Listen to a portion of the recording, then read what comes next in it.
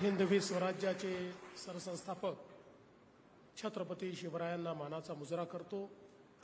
भारतीय राज्यघटनेचे शिल्पकार भारतरत्न डॉक्टर बाबासाहेब आंबेडकर यांना मानवंदना अर्पित करतो।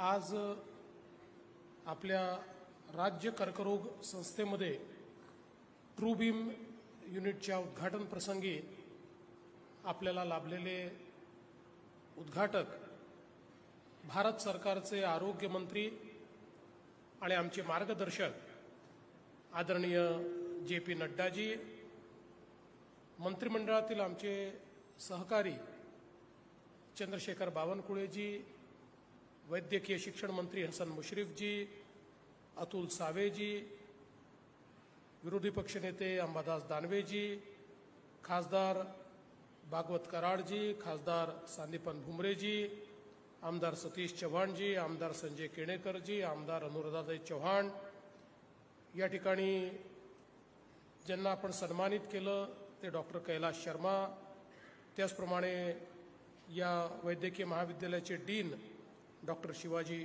शुक्रे, आपले वैद्यकीय शिक्षण सचिव श्री धीरज कुमार, श्री राजीव निवतकर, डॉक्टर चंदनवाले, ज्यांचा आपण आत्ताच सन्मान केला ते डॉक्टर अरविंद गायकवाड, या ठिकाणी उपस्थित सर्व सन्माननीय पदाधिकारी, अधिकारी, सर्व डॉक्टर्स, स्टुडंट्स, फॅकल्टी मेंबर, सर्व इथला स्टाफ, उपस्थित भगिनी आणि बंधूंनो, आज खरोखर आपल्या सर्वांकरता ही अतिशय समाधानाची गोष्ट आहे की ट्रूबीम सारख्या अतिशय अद्ययावत अशा प्रकारच्या व्यवस्थेचं उद्घाटन छत्रपती संभाजीनगरच्या आपल्या या कॅन्सर हॉस्पिटलमध्ये भारत सरकारचे मंत्री आदरणीय नड्डाजी यांच्या हस्ते झालं आणि महाराष्ट्रातल्या सरकारी व्यवस्थेमध्ये पहिल्यांदा ट्रूबीमची व्यवस्था ही छत्रपती संभाजीनगरमध्ये या ठिकाणी झालेली आहे, ही देखील अतिशय समाधानाची बाब आहे। मी बाब समाधानाची याकरता म्हणतोय की शेवटी याचा उपयोग करावा लागणं ही आपली मजबुरी आहे। कॅन्सर ज्याप्रमाणे आज मोठ्या प्रमाणात पसरतोय, आपल्याला कल्पना आहे की एकेकाळी एखाद्याच्याकडे कॅन्सरचा पेशंट असेल तर चर्चा व्हायची। आज आपण पाहतोय प्रत्येक 5-6 घरानंतर एक कॅन्सरचा पेशंट आपल्याला पाहायला मिळतोय। अनेक कारणं आहेत। आज आपण अनेक वेळा जे विषयुक्त अशा प्रकारच्या पदार्थांचं सेवन करतो, आपल्या लाईफस्टाईलमध्ये जे बदल झाले आहेत, अनेक ठिकाणी लोकांच्या सवयी आहेत, पान, तंबाखू, खर्रा खाण्याच्या, त्याचा देखील हा परिणाम आहे। अशा वेगवेगळ्या गोष्टी आहेत की ज्याच्यामुळे कॅन्सर हा मोठ्या प्रमाणात आज आपल्याला वाढताना दिसतोय आणि त्याकरता तंत्रज्ञानाने खूप मोठ्या प्रमाणात कॅन्सरवर उपाय तयार केलेले आहेत। आज रेडिएशन असेल, किमोथेरपी असेल, इतर इम्युनोथेरपी असेल, वेगवेगळ्या प्रकारच्या मॅनेजमेंट्स असतील, या सगळ्या गोष्टी अतिशय प्रिसिशननी या ठिकाणी करणाऱ्या या सगळ्या मशीन्स आज तयार झालेल्या आहेत। आपल्याला कल्पना आहे की एक काळ असा होता की रेडिएशन म्हटल्यानंतर ज्या भागामध्ये कॅन्सर असेल त्याच्या आसपासचा सगळा भाग हा आपल्याला अफेक्टेड त्या ठिकाणी रेडिएशनमुळे झालेला पाहायला मिळायचा। अनेक वेळा लोकांना म्हणजे जो काही इलाज त्या ठिकाणी करावा लागायचा तो नकोसा व्हावा अशा प्रकारची कॅन्सरमध्ये अवस्था असायची। पण आज ट्रूबीम सारख्या मशीननी इतकं प्रिसिशन अशा पद्धतीचं रेडिएशन सुरू केलेलं आहे की बाजूच्या टिश्यूला देखील त्या ठिकाणी टच न होता ज्या भागामध्ये संक्रमण आहे एक्झॅक्ट तो भाग त्या ठिकाणी प्रिसिशन पद्धतीने त्याचा उपचार हा होतो। त्यामुळे कुठलाही साईड इफेक्ट न होता कमीत कमी वेळामध्ये आपण अशा प्रकारे जो पेशंट आहे त्याला त्या ठिकाणी सेवा देऊ शकतो। आपल्याला कल्पना आहे की यापूर्वी आपल्या मराठवाड्यातल्या सगळ्या पेशंट्सला विशेषतः टाटा मेमोरियलला जावं लागत होतं. आणि टाटामध्ये खरं म्हणजे टाटाचं तर मी खूप मनापासून अभिनंदन करेन की ज्या प्रकारे टाटा हॉस्पिटल रुग्णांची सेवा करतं, पण तिथला लोड, तिथे सातत्याने येणारा जो देशभरातला पेशंटचा एक लोड आहे, त्याच्यामुळे बऱ्याच अडचणींचा सामना करावा लागत होता. पण आज हे ट्रूबीम या ठिकाणी आल्यामुळे मराठवाड्यातले जे कॅन्सरचे पेशंट्स आहेत त्यांच्याकरता एक वरदान म्हणून या ट्रूबीमचा या ठिकाणी उपयोग होणार आहे. आणि म्हणून मी खरोखर त्याकरता आपल्या सर्वांचं अतिशय मनापासून अभिनंदन करतो. खरं म्हणजे डॉक्टर शर्मांनी पूर्णपणे ही जी काही आपण कॅन्सरची व्यवस्था उभी केली याचा इतिहास आपल्यासमोर मांडलेला आहे. आणि मला आठवतं की 2015 साली डॉक्टर शर्माच माझ्याकडे आले होते आणि त्यावेळेस त्यांनी सांगितलं होतं की आपल्याला या संपूर्ण हे जे हॉस्पिटल आहे जे आमच्याकडे तयार आहे हे जर डेव्हलप करायचं असेल तर याला स्टेट कॅन्सर हॉस्पिटलचा दर्जा द्यावा लागेल. तो दर्जा जर मिळाला तर आपण केंद्र सरकारकडे जाऊ शकू. केंद्र सरकारकडनं आपल्याला 100 कोटी रुपये मिळतील. 60-40च्या रेशिओमध्ये 60% केंद्राचे 40% राज्याचे, अशा पद्धतीनं आपल्याला हा डेव्हलप करता येईल. आणि त्यावेळी आपण याला स्टेट कॅन्सर हॉस्पिटलचा दर्जा 2016 साली दिला होता. मला आजही आठवतं की 2016 साली छत्रपती संभाजीनगरच्या एका महत्त्वाच्या पेपरने एक बातमी छापली होती, घोषणा अनेक होतात पण त्याच्यावर पुढे काही होईल का. प्रश्न काही चुकीचा नव्हता, पण मला असं वाटतं की त्याचं उत्तर हे आज आपण कृतीतनं देऊ शकलेलो आहोत. आणि अतिशय चांगल्या पद्धतीनं हे कॅन्सर हॉस्पिटल या ठिकाणी तयार झालं. त्यातनं अनेक रोग्यांना त्या ठिकाणी रोगापासून मुक्ती मिळाली, अनेकांना खूप चांगले उपचार मिळाले. आणि आता ट्रूबीम आल्यामुळे निश्चितपणे एक मोठा फायदा या ठिकाणी होणार आहे. आणि हे सगळं कंप्लीट करण्याकरता पेट सिटी हा एक अत्यंत, पेट स्कॅनचा जो विषय आहे हा अत्यंत महत्त्वाचा आहे आणि म्हणून त्यालाही आता आपण मान्यता दिलेली आहे. एकदा ते या ठिकाणी आल्यानंतर कॅन्सरच्या बाबतीत मला असं वाटतं की एक फुल सर्कल जे आहे ते आपण कंप्लीट करू शकू. उपचारापासनं तर त्याचा म्हणजे खरोखर उपचाराचा किती फायदा होतोय इथपर्यंत सगळ्या गोष्टी या ठिकाणी आपल्याला पाहायला मिळतील. आज खरं म्हणजे कॅन्सरमध्ये आपल्याला अर्ली डिटेक्शन हे अत्यंत महत्त्वाचं आहे.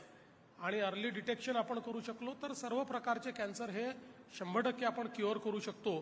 पण अनेक वेळा आपल्याला कल्पना आहे की खूप मोठ्या प्रमाणात आपल्याकडे दुर्लक्ष केलं जातं. लोकांना गाठी असतात, नोड्स असतात, पण त्याच्याकडे दुर्लक्ष केलं जातं. महिलांमध्ये ब्रेस्ट कॅन्सरचं प्रमाण खूप मोठ्या प्रमाणात वाढलेलं आहे, त्याच्याकडे अनेक वेळा दुर्लक्ष केलं जातं. आणि म्हणून आपण आपला अप्रोच हा टू प्रोन अप्रोच आहे. एकीकडे कॅन्सर झाल्यानंतर त्याची जी काही सेवा आहे ती तर द्यायचीच आहे, पण त्याच्यासोबत मोठ्या प्रमाणात स्क्रीनिंग हे आपण करतो आहोत. मागच्या काळात असं लक्षात आलं की आपण ज्यावेळेस विदर्भामध्ये मुलांचं स्क्रीनिंग केलं मोठ्या प्रमाणात, तर त्या ठिकाणी असं लक्षात आलं की जे लोक तंबाखू खर्रा खाणारे आहेत यांच्यामध्ये 60% मुलं हे त्यांना काही कॅन्सर नव्हतं, पण ते कॅन्सर प्रोन होते. म्हणजे त्यांच्या जर सवयी सोडल्या नाहीत तर त्यांना कॅन्सर होऊ शकतो, अशा प्रकारची अवस्था ज्यांचं स्कॅनिंग केलं होतं अशा मुलांमध्ये होती, स्क्रीनिंग केलं होतं त्यांच्यामध्ये होती. त्यामुळे मला असं वाटतं की अर्ली स्क्रीनिंग हा एक अत्यंत महत्त्वाचा विषय आहे आणि तो निश्चितपणे मला राज्य सरकारच्या वतीनं आता आपण हातामध्ये घेतलेला आहे. सगळ्या ज्या आपल्या वैद्यकीय इन्स्टिट्यूशन्स आहेत यांच्या माध्यमातून वेगवेगळे जे कॅम्प्स आपण घेतो त्या कॅम्प्समध्ये अशा प्रकारचं स्क्रीनिंग करणं हे देखील मला असं वाटतं अत्यंत महत्त्वाचं आहे. आज आमचे मंत्री हसन मुश्रीफ साहेबांनी देखील अतिशय या ठिकाणी चांगला निर्धार आपला बोलून दाखवलेला आहे की भविष्यामध्ये आपल्याला कुठल्या वाटेनं जायचं आहे, कशा प्रकारचं काम आपल्याला करायचं आहे. आणि मला हे सांगताना आनंद वाटतो की गेल्या 2-2.5 वर्षामध्ये म्हणजे साधारणपणे आपण 10 नवीन मेडिकल कॉलेजेस हे या ठिकाणी सुरू केलेले आहेत आणि मोठ्या प्रमाणात जागा देखील आपल्या वाढलेल्या आहेत. आणि नुसतं मेडिकल कॉलेजेस सुरू करून आपण थांबलो नाही, तर आता आपण त्याच्या इन्फ्रास्ट्रक्चर करता जवळपास 5,000 कोटी रुपयाचं कर्ज आपण उभारलेलं आहे आणि स्टेट ऑफ द आर्ट अशा प्रकारचं इन्फ्रास्ट्रक्चर आपण तयार करतो आहोत. मेडिकल कॉलेज सोबतचे जे आपले सिव्हिल हॉस्पिटल्स आहेत त्याच्यावरचा ताण कमी झाला पाहिजे याकरता स्वतंत्र सिव्हिल हॉस्पिटल, जिथे जिल्ह्यातलं सिव्हिल हॉस्पिटल हे मेडिकल कॉलेजशी अटॅच झालेलं आहे, त्या जिल्ह्यामध्ये एक स्वतंत्र सिव्हिल हॉस्पिटल आपण तयार करण्याचा निर्णय घेतलेला आहे. त्याचाही एक कार्यक्रम आपण हातामध्ये घेतला आहे. आणि आपली जी ही सिस्टीम आहे, म्हणजे आज आपल्या सुपर स्पेशालिटीवर सगळा भार हा ओपीडीचा आहे. ज्या गोष्टी ओपीडीत होऊ शकतात त्याही सुपर स्पेशालिटीला कराव्या लागत आहेत. आणि म्हणून हा भार आपल्याला कशा प्रकारे कमी करता येईल याचा एक अतिशय चांगला आराखडा हा आम्ही तयार केलेला आहे. आणि आरोग्य विभाग आणि वैद्यकीय शिक्षण विभाग याच्या दोघांच्याही समन्वयातनं एक चांगली त्रिस्तरीय सिस्टीम ही पुढच्या 3 ते 4 वर्षामध्ये महाराष्ट्रामध्ये आपल्याला उभी करायची आहे, की ज्यातनं कुठल्याही व्यक्तीला क्वालिटी हेल्थ केअर ही सरकारी व्यवस्थेमध्ये त्याच्या घरापासून 3 ते 5 किलोमीटरमध्ये मिळाली पाहिजे.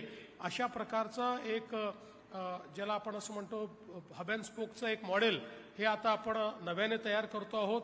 त्या संदर्भातला आराखडा आपण तयार केलेला आहे. त्याच्याकरता रिसोर्सेस आपण तयार करतो आहोत. आणि मला विश्वास आहे की शेवटी आज आपण युनिव्हर्सल हेल्थ केअर सिस्टीम सुरू केली. माननीय प्रधानमंत्री महोदयांनी त्या ठिकाणी PM जन आरोग्य योजना सुरू केली. आपण देखील महात्मा फुले जन आरोग्य योजना सुरू केली. 12 कोटी लोकांना आपण आपल्या इन्शुरन्सच्या कक्षेमध्ये आणलेलं आहे. पण हे सगळं आणलं असताना तेवढ्या व्यवस्था देखील उभ्या राहिल्या पाहिजेत. आमचा प्रयत्न हा असणार आहे की पुढच्या काळामध्ये किमान या इन्शुरन्सचे 50% पैसे हे सरकारी हॉस्पिटलमध्ये आले पाहिजेत. अशा प्रकारच्या व्यवस्था या आपल्या सरकारी हॉस्पिटलला आपल्याला उभ्या करायच्या आहेत. मगाशी जर डॉक्टर साहेब म्हणाले की सगळ्या प्रकारचे ऑपरेशन्स हे ज्यांची पेईंग कॅपॅसिटी आहे अशाही लोकांना आमच्या मेडिकल कॉलेजमध्ये जाऊन आपलं ऑपरेशन चांगलं होऊ शकतं आणि तिथेच आपण केलं पाहिजे. अशा प्रकारची व्यवस्था आपल्याला उभी करायची आहे, जेणेकरून कुठेही सरकारी व्यवस्था गरिबाकरता आणि प्रायव्हेट व्यवस्था श्रीमंताकरता असं न होता सरकारी व्यवस्था गरिबापासून श्रीमंतापर्यंत प्रत्येकाला केटर करते आहे आणि प्रत्येकाकरता चांगल्या प्रकारची क्वालिटी अशा प्रकारची व्यवस्था उभी आहे. अशा प्रकारचा आपला प्रयत्न आहे. आणि त्याच्याकडे म्हणजे आता आपलं हे जे नवीन पर्व आहे या सरकारचं, युती सरकारचं, या नवीन पर्वामध्ये हेल्थ केअर हा एक आम्ही अतिशय फोकस एरिया घेतलेला आहे की ज्यातनं ही सगळी व्यवस्था आपण उभी करणार आहोत. आणि मला विश्वास आहे की ही व्यवस्था जर यशस्वी करायची असेल तर त्याच्यामध्ये आमचे सगळे डॉक्टर्स असतील, आमचे पॅरामेडिक्स असतील किंवा या वैद्यकीय फॅटर्निटीशी संबंधित जे सगळे लोक असतील यांच्या आधारावरच आम्हाला ती करता येणार आहे. त्यात खूप मोठं सहकार्य हे तुमचं निश्चितपणे आम्हाला लाभेल. आणि विशेषतः कॅन्सरच्या क्षेत्रामध्ये डॉक्टर कैलाश शर्मा हे आमचे महाराष्ट्र सरकारचे देखील या ठिकाणी ॲडवायझर आहेत. आणि त्यांच्या माध्यमातून संपूर्ण महाराष्ट्रामध्ये कॅन्सर क्युअरमध्ये एक मोठी व्यवस्था, एक मोठं नेटवर्क हे उभं करण्याचा प्रयत्न येत्या काळामध्ये आम्ही निश्चितपणे करू, हा विश्वास मी व्यक्त करतो. पुन्हा एकदा आपल्या या वैद्यकीय महाविद्यालयाला आणि कॅन्सर हॉस्पिटलला अतिशय मनापासून शुभेच्छा देतो आणि ईश्वराला प्रार्थना करतो की इथे आलेला प्रत्येक रोगी हा निरोगी होऊन या ठिकाणून गेला पाहिजे. अशा प्रकारच्या ईश्वराच्या चरणी प्रार्थना करतो. आपल्या सर्वांच्या वतीनं पुन्हा एकदा आदरणीय JP नड्डा साहेबांचं मनपूर्वक या ठिकाणी स्वागत करतो, त्यांचे आभार मानतो आणि माझं बोलणं संपवतो. धन्यवाद. जय हिंद, जय महाराष्ट्र.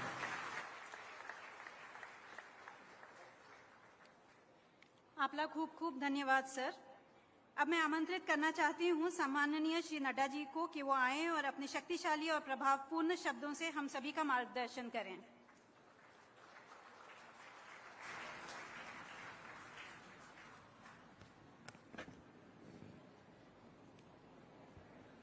हमारे मध्य प्रदेश के महाराष्ट्र के यशस्वी मुख्यमंत्री और मेरे वरिष्ठ साथी, जिनके साथ मैंने लंबे समय तक पार्टी में भी और सरकार में काम किया, ऐसे हमारे श्री देवेंद्र फडणवीस जी, हमारे यहाँ के स्थानीय मंत्री, प्रभारी मंत्री, हमारे वरिष्ठ साथी श्री अतुल सावे जी, हमारे पार्टी के अध्यक्ष और मंत्री श्री चंद्रशेखर बावनकुले जी, हमारे विपक्ष के नेता अंबादास दानवे जी, हमारे यहाँ के आरोग्य मंत्री श्री हसन मुशर्रफ जी, राज्यसभा में मेरे साथी श्री भगवत कराड़ जी, हमारे संदीपन भूमरे जी जो लोकसभा के एमपी हैं, संजय किनेकर जी जो एमएलसी हैं, सतीश चौहान जी और एमएलए अनुराधा चौहान जी, मंच पर उपस्थित डॉक्टर कैलाश शर्मा, अरविंद गायकवाड़ जी, अजय बराड़कर जी, बालाजी शेवेलकर जी, अर्चना राठौर जी, सम्मानित मंच, हमारे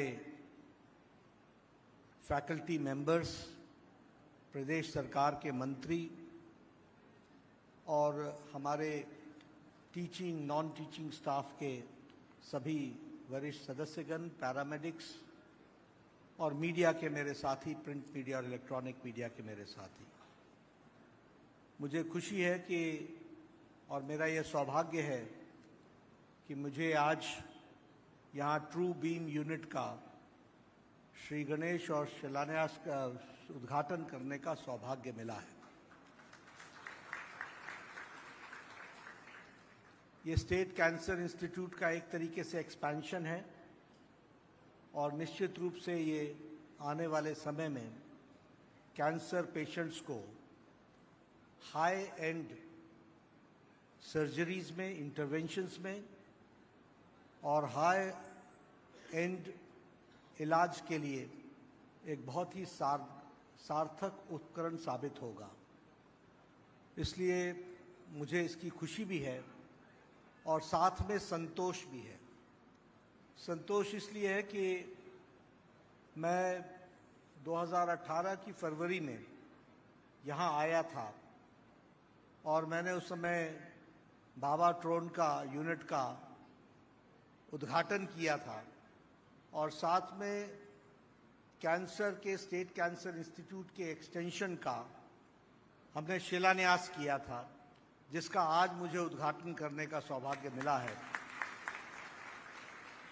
इसलिए मुझे व्यक्तिगत रूप से खुशी इस प्रकार से है कि जब मैं पिछली बार आया था तो खुले मैदान में मेरा फंक्शन हुआ था और वहां आज मैं एक भव्य बिल्डिंग देखता हूं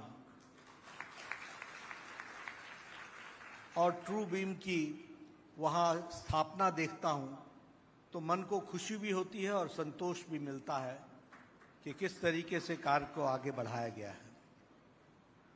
हम सब जानते हैं कि कैंसर शब्द ऐसा है जो सबको डरा देने वाला है। किसी के परिवार में कैंसर शब्द आ जाए तो परिवार की एक तरीके से कहा जाए तो मानसिक रूप से, आर्थिक रूप से, इमोशनल तरीके से, हर तरीके से वो परिवार टूट जाता है। जिस ट्रॉमा से वो गुजरता है, हम कम से कम उसको सही इलाज दे सकें, टाइमली इंटरवेंशन कर सकें और उसके जीवन में सुधार ला सकें, इतना तो हम कर ही सकते हैं। और इसी संकल्प को लेकर हमारी कोशिश रही है कि हम कैंसर के इलाज को अग्रेसिव तरीके से, प्रोएक्टिव होकर, कैंसर के डिटेक्शन से लेकर उसके इंटरवेंशन तक हम अपनी स्ट्रैटेजीज को अग्रेसिव बनाएं, इस बात को हम लोगों ने प्रयास किया है। लगभग 14.5 लाख हर साल कैंसर के पेशेंट्स नए डिटेक्ट होते हैं। उसी तरीके से हम सरकार की ओर से कमिटेड है कि हम चाहे आयुष्मान आरोग्य मंदिर हो या आयुष्मान आरोग्य जन आरोग्य योजना हो, दोनों में कैंसर को हमने टॉप प्रायोरिटी दी है और कोशिश की है कि हम उसके इलाज के लिए हम पूरी ताकत लगा करके कार्य को करें।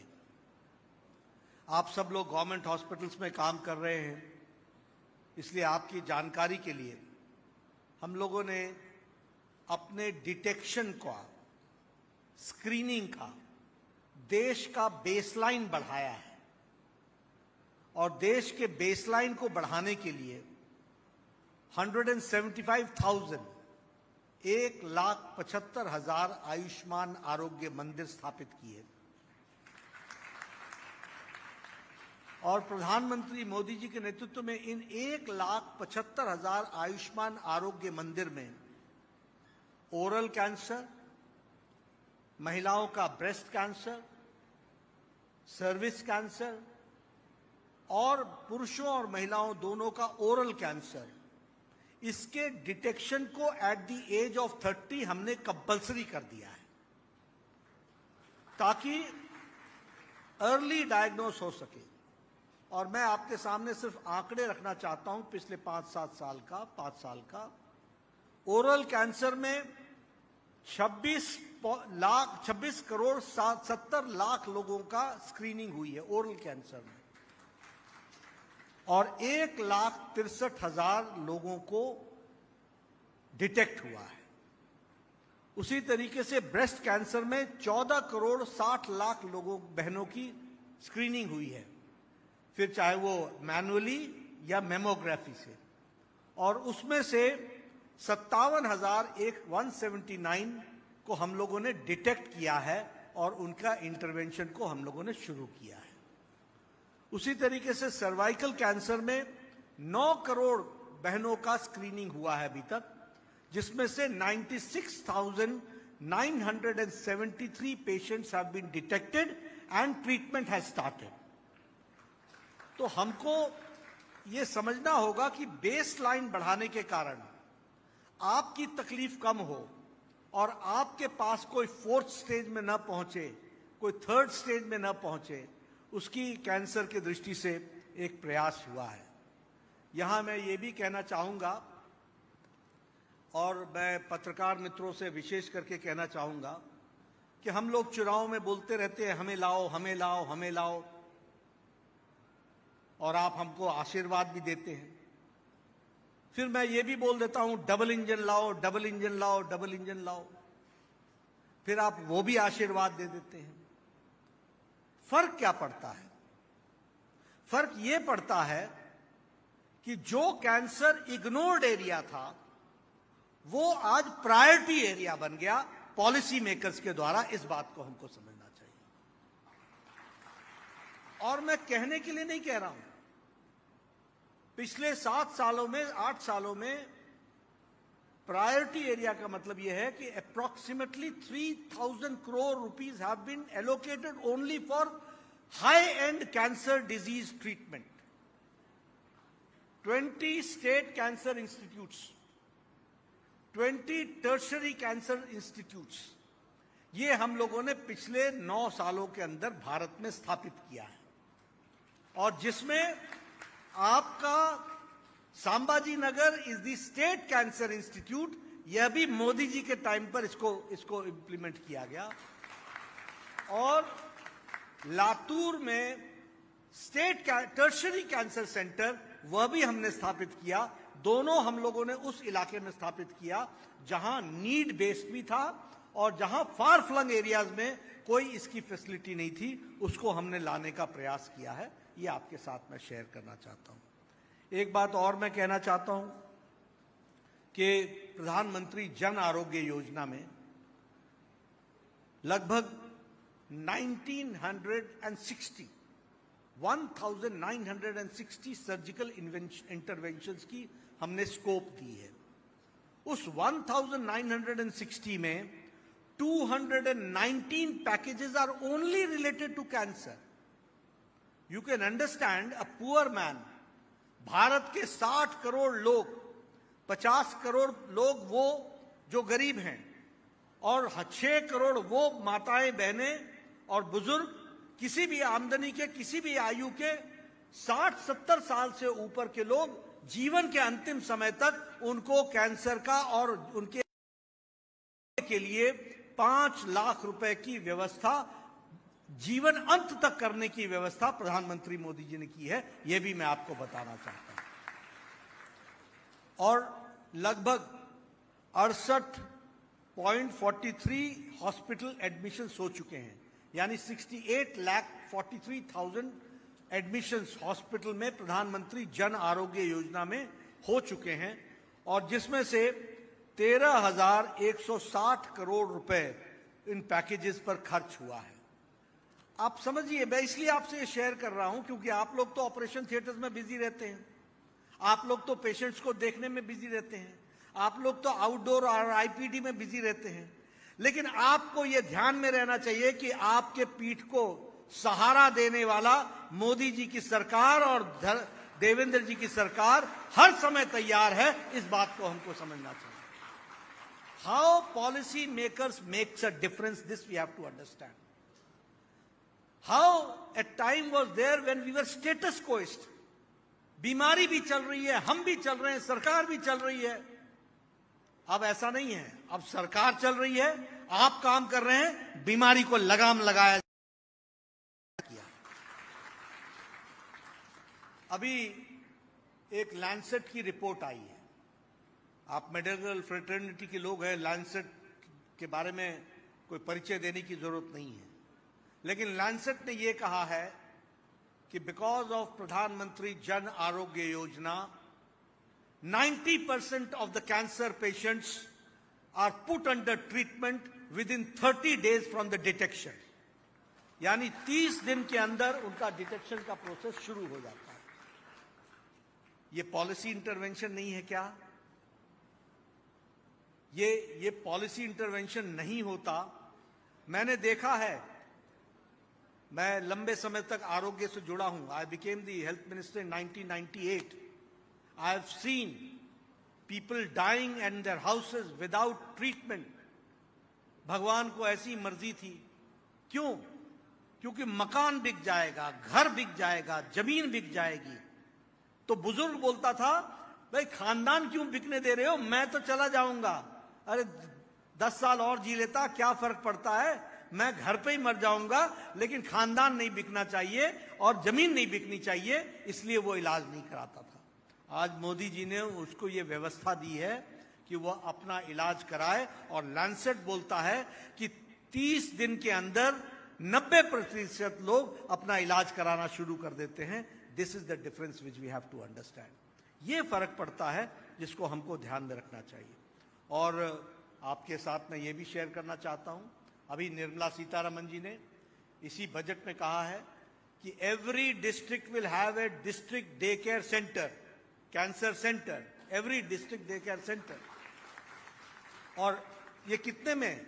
We have to do it within 3 years, 3 साल में हमको करना है।